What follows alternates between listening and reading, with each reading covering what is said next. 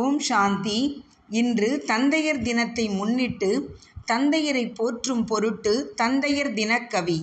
குழந்தையை கருவிலே 10 திங்கள் பத்திரமாய்ச் சுமப்பவள் தாய் என்றால், குடும்ப பாரத்தை வாழ்நாள் முழுக்க சுமப்பவர் தந்தையன்றோ? வயிற்றில் கருவை சுகமாக சுமப்பவள் தாய். சிசுவின் வளர்ச்சிக்காக தன் வலியின் சுவடுகளை சுவையாக்கி வாழ்நாள் முழுக்க குடும்பத்திற்காக ஓடாய் தேய்பவர் தந்தையன்றோ? தாயின் அன்பு கடலலை போன்று வெளிப்பட்டு கொண்டே இருக்கும். ஆனால் தந்தையின் அன்போ நடுக்கடலின் ஆழம் போன்று. அது வெளியே தெரியாது. உண்மையான அன்பின் ஆழம் உள்ளே மூழ்கினால் தான் புரியும்.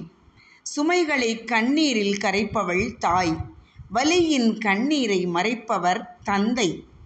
தூளியிட்டு தாலாட்டி மாரிலும் மடியிலும் போட்டு பாலூட்டி சோறூட்டி சீராட்டி வளர்ப்பவள் தாய். தோள்மேல் தூக்கி தான் காணா உலகை தன் சேய் முதலில் காண ஆசை கொள்பவன் தகப்பன். தனக்கென்று எதையும் சேர்க்க விரும்பாத தனித்துவமான தன்னிகரற்ற ஜீவன் தகப்பன். குடும்பத்திற்காகவே இறுதி வரை உழைத்து குடும்ப நபர்களின் மகிழ்ச்சியை மட்டுமே கண்டு மகிழும் தந்தை மரத்தின் ஆணிவேர் என்றால் அது மிக இல்லைதானே? உண்மையில் ஒவ்வொரு குடும்பத்தின் தந்தையும் தாயுமான தகப்பன் சாமியே என்பதில் எள்ளளவும் இல்லை ஐயமே.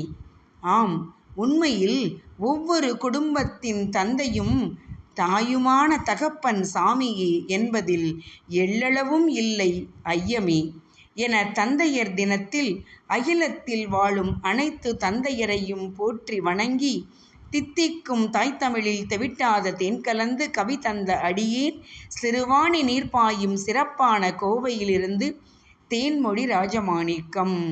அனைத்து தந்தையருக்கும் வாழ்த்துக்கள். நன்றி.